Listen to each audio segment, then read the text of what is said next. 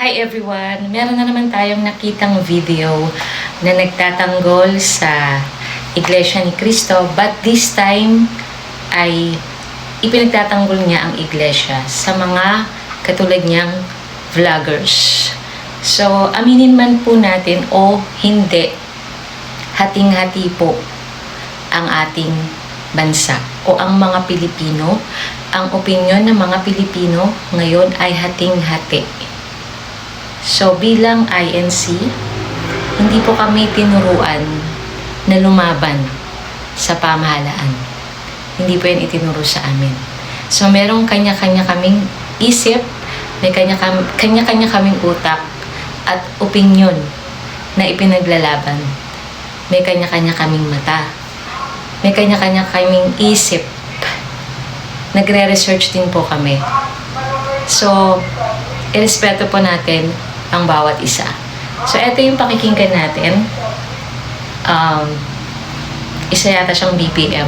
Maka-BPM po siya. So, meron siyang panawagan para sa mga katulad niyang vloggers. Guys, panawagan ko lang sa mga kapwa kong BBM vloggers. Huwag naman nating lahatin yung mga buong kapulungan ng INC or Iglesia ni Cristo. Kasi hindi po lahat ng INC members. Kasi ganito guys yan. Karamihan po sa mga INC members, or majority po, sabihin na lang natin marami, mga Ilocano. Okay? Yung mga Ilocano na yan ay solid BBM supporters. Okay? At minsan guys, kailangan nating maging sensitive. Kailangan din nating maging respectful. Kasi guys, kahit na kung ano-ano na lang yung nasasabi patungkol sa kanila, hindi po sila ganun. Hindi, marami pong matitino ang isip na INC members at sumusuporta sa current administration.